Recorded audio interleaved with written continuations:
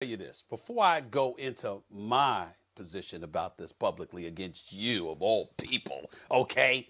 I will ask you this question. Do you have LeBron over Kareem Abdul-Jabbar?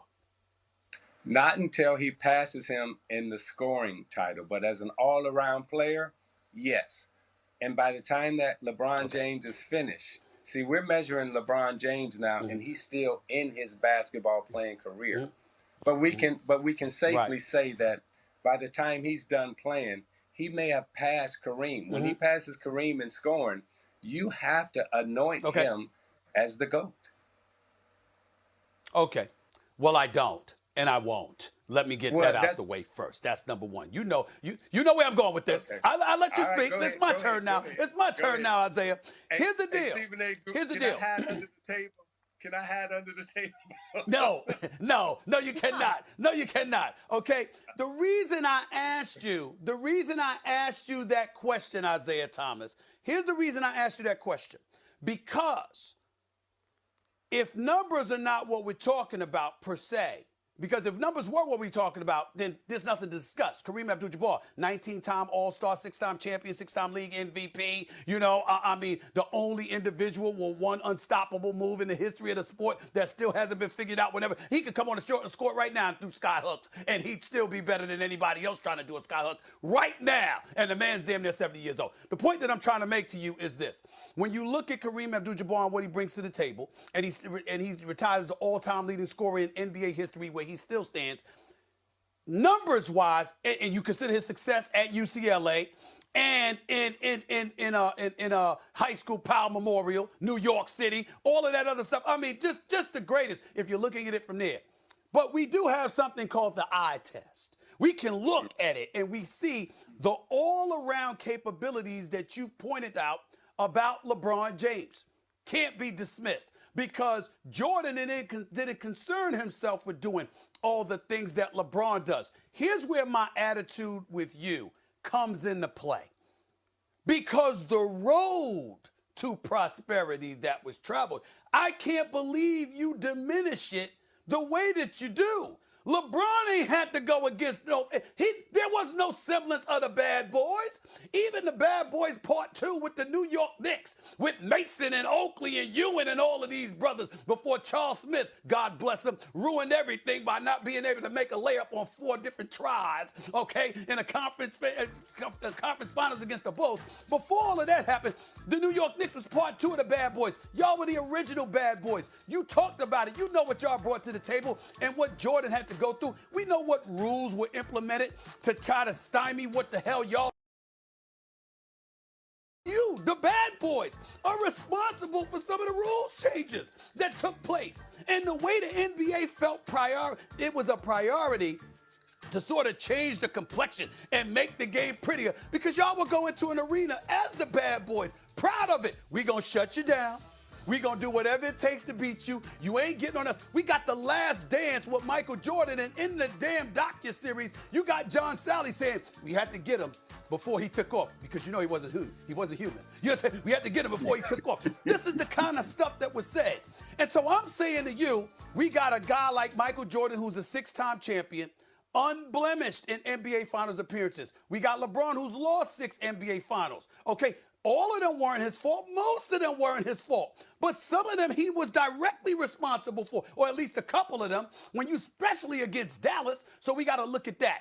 We got to look at the fact that, again, who are you going up against? What era are we playing in, okay? And now look at it from that perspective, and I'm saying to you, Isaiah, of all people, you know, the face of the Bad Boys. I mean, how could you sit up there and know that LeBron James never had to go through somebody like y'all to get to where he is, still got more finals losses than wins, all right, and sit up there and say he is the GOAT. I know as an all-around talent. I'm not questioning that. That's why I got him number 2 all time on my Mount Rushmore. And by the way, I don't know if you noticed, Zeke, You do know that's an insult to the LeBron James kid, right? I mean, my God, how dare me? In the history of basketball, I only have one player above you in the history of the sport. And the Rich Pauls of the world will act like I'm insulting him, which is ridiculous. The real insult is the fact that you ranked 24th or 27th. I didn't even look. When I didn't see you in the top 20,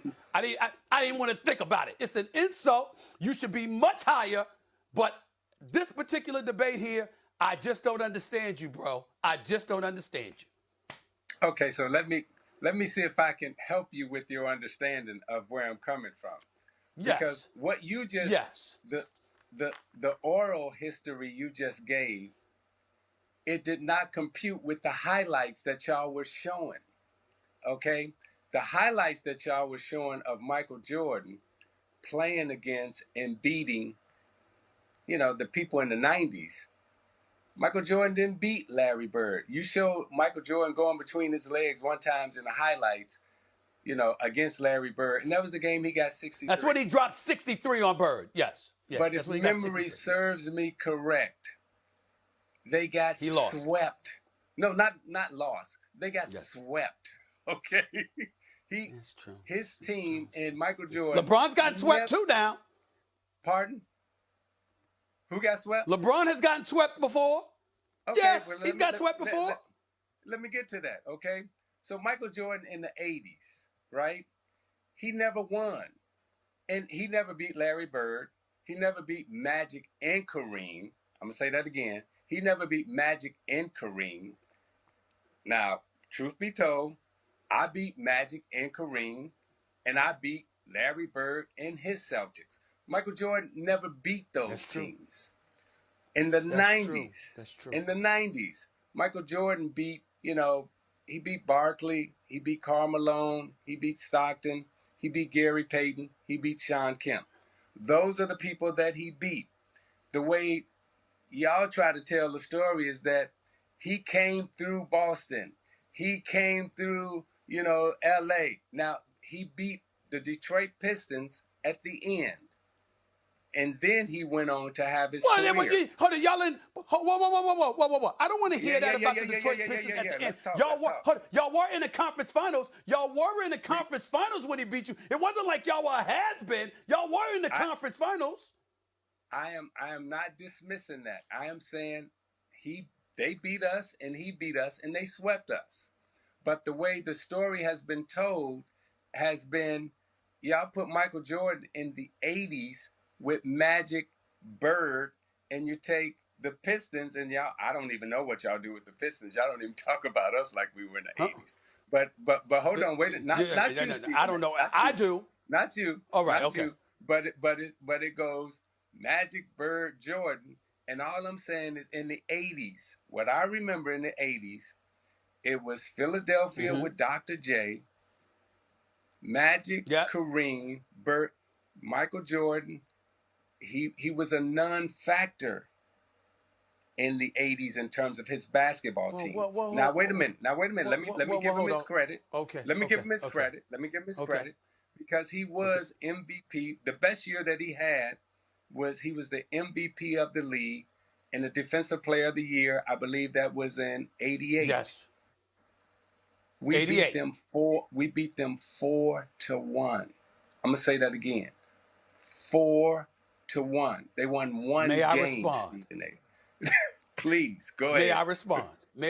Please, go ahead. My response is, first of all, no. First of all, I'm just giving you facts. I'm not going to disagree. No.